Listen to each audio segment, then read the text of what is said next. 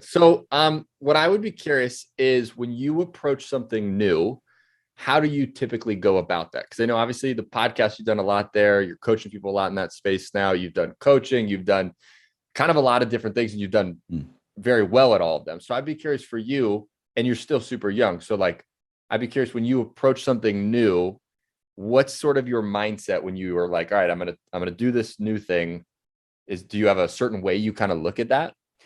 Yeah, timely question. I've really been thinking a lot about this lately because I am this year, 2021, well, I guess 2020 and leading into 2021, I think for a lot of people, but definitely for me, I've had a lot of pivots in my business and pivots in my life in terms of day-to-day operations and things like that. And what's possible really, what do people need? What do people want? And what can I provide? And how can I provide that and be of value in the same way, but, grow in new ways.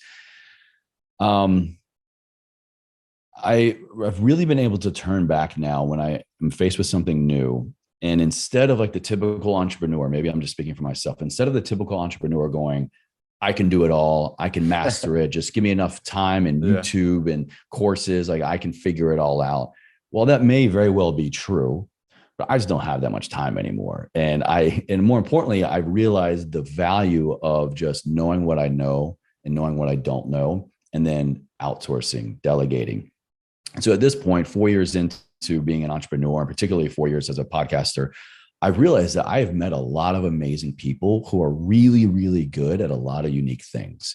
So when I am presented with a new endeavor, an obstacle, or even a new opportunity, or I want to create a new business or create new anything, I really lean into, okay, what is my big picture for this? What do I want it to look like, feel like? And then what can I do to create that? And then anything that's left over, anything that I can't do towards that vision, I very quickly will begin to just talk to those people that I know can do that. Instead of just trying to just be a master of all trades, I am just like, I want to just nail what I can nail. And then I want to create with other people.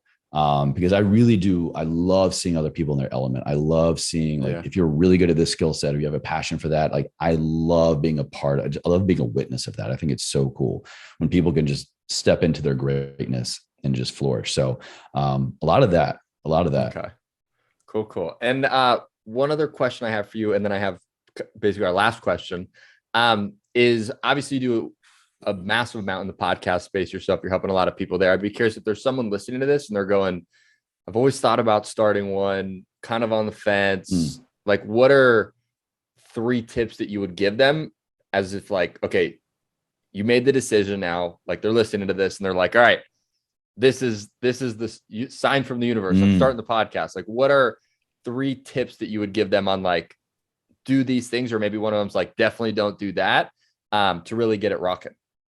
Well, I will always say just hit record. If you're thinking about doing something, especially if you're like to your question, if you're thinking about starting a podcast, just literally hit record.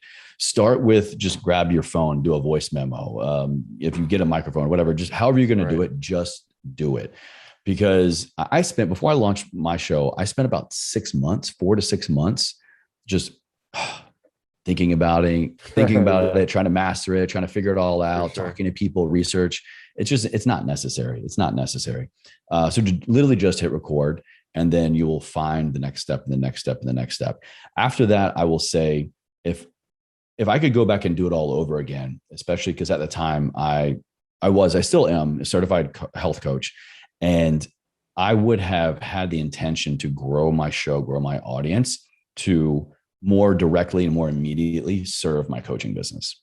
So if you are listening and you have a product or a service, or you have a skill set, or even if you think you want to, go into it with that intention of eventually I am going to market myself. I'm going to sponsor my own show. I'm going to pitch my product, my service.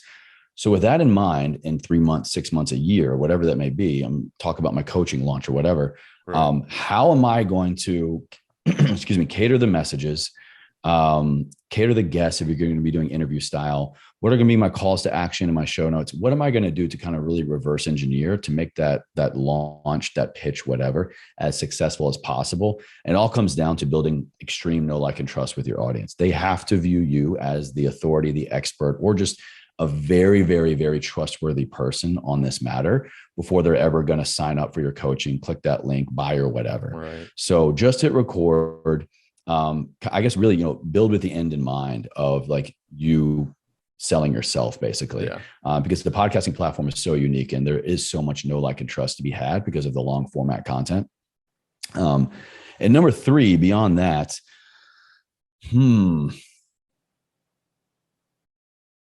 don't sell yourself short, especially if you get to a point to where you want to monetize it through a podcast partner or sponsors, ad, whatever.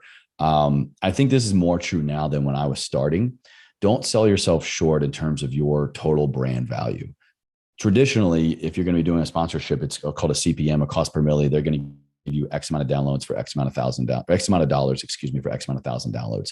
Well, most people now, you have a podcast and then probably your podcast has an Instagram or other social media platforms. You probably have or are going to build an email list, website, wherever you have a digital footprint and you're sharing this content.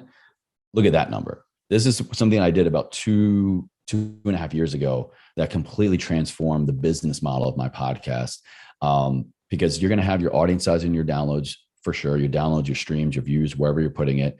But then my email list, my Instagram, my Twitter, my Facebook, any unique promo videos I would make. What is that number? And that was much bigger. What is my reach? What are my demographics? Right. So don't sell yourself short and just sell your podcast, because you are much more than that. You are a brand. If you're a good podcaster, if you're a consistent podcaster, you are your show, you are your brand, and that brand has a much bigger reach. So do a little bit more homework, figure out that total number, that big digital footprint, and then present that value to a potential partner. Heck yeah.